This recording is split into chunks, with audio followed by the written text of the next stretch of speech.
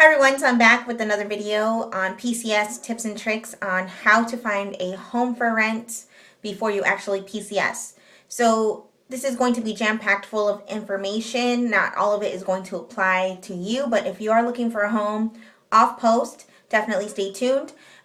So before we PCS'd, we had already decided that we wanted to live off post. So we made that decision right away, basically 2 months before we actually set foot on a plane to Washington. So I actually wrote down pretty much everything I could remember from when we started to the end. So bear with me. So first of all, we ended up joining a few websites to look at houses, one of them being ahrn.com. There you can actually enter your husband's information as far as pay grade and rank to figure out what your BAH is going to be. You can also use the BAH calculator. There you can enter the zip code that you're going to be at and it will calculate the BAH for you. That way you can weed out pretty much all of the houses that you are probably not going to want to rent since they might be a little too high. That's the problem we ran into on AHRN. There wasn't a lot of availability, but if you keep researching on other websites, we also used Zillow.com and a few other ones to look at houses before we actually PCS'd. Luckily, we did find one 2 weeks before we PCS'd, and we ended up calling the property managers and set that all up. So I'll get into that a little later. So keep in mind, AHRN is a pretty good website to look at homes that are available in whichever area you're going to be in. It keeps track of your BH in case it changes. It also searches homes close to the base, and it will actually give you the distance from the home to the base. So if you don't mind driving 20 miles, you can start looking at houses that are 20 miles far from the post or whatever. But if you're looking for a house closer to post, it will also give you houses and the distance, so you can pick out whichever ones you prefer. Another thing about HRN, some of them do have military clauses. I can do a separate video on what a military clause is, but if you are pretty familiar with it, this is really important if you want to rent off post. Also, you can favorite homes. So if you find homes that you really, really like and you are interested in, you can actually favorite them and put them in a separate folder, and you can continuously check on them to see if they're still available. Also, you can also direct emails to your, and receive quick responses if you email about the house. So that's what I really liked about HRN. Also, there were a lot of pictures for the houses, and a lot of people say that they would never ever rent a house before actually stepping foot into it. But if you ask the property manager to send you extra photos of the home that you're interested in, sometimes they do that so you can see more of what the house looks like before you actually get there, and maybe you'll make a decision that way. There are many houses posted daily on this site. You can check other real estate sites as well. So HRN isn't the only one that we used, but all of the stuff that I just told you about was about HRN. Like I said, Zillow.com also has houses, and I just want to say in general, if you're looking for a home on a website and you want to email the people or the property managers or whoever is renting the property, ask for extra photos. If they really want to rent out that house, trust me, they will send you extra photos to look at. So once we found our home, what we ended up doing was we Google mapped it. So we could figure out exactly what kind of area it was, what was around the area, if there were stores, busy streets, railroads, subways, train stations, anything that was commercial. We wanted to know what was going to be around us. A school, sometimes people don't want to live too close to schools because then you get a lot of the noise. But we ended up Google mapping our home and figured out if the location was going to be something we were going to prefer. So some of the questions you want to ask yourself is it a good location? Is it close to stores? Is there a yard for the kids to play in if you have children? Check out crime rates around the area. That's really important. Are there daycares really close? Is it close to major highways, busy streets? Find a good neighborhood that you want to be in. And this is also, you can do this without even stepping foot in the home. Now, with all the technology that's out there, Google Maps helps you figure out where your house is. Also, I do recommend that you join some military spouse websites from the area you're going to be at, because they will be able to tell you whether an area is great, not so great, wish they would have never moved there. So rely on some of those websites to ask questions. And I will be talking in a later video about websites that you could possibly learn some information from.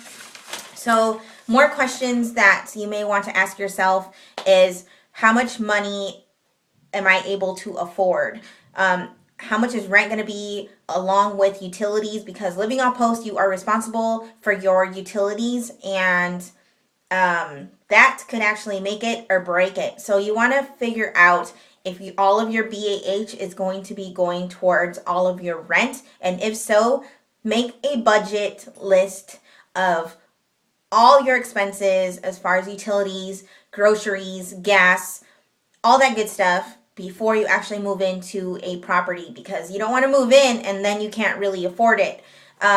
So can you afford the rent, the utilities? Are utilities included in the rent? Is there an estimate that maybe you can check out? Can you ask your realtor if there's an estimate? Sometimes realtors can give you an estimate. You can also call local electricity companies to figure out, or utility companies to figure out what the average utility bill is in the area.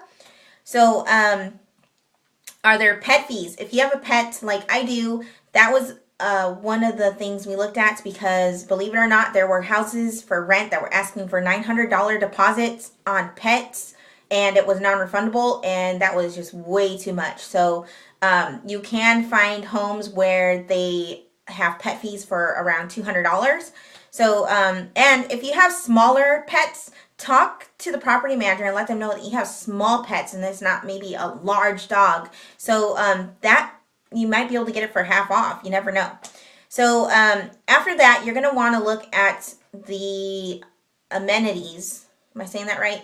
Amenities, yeah. So, how many rooms are there? Living room, kitchen, bathrooms, yard, appliances, garage, patio, closets. What is it that matters to you in a home?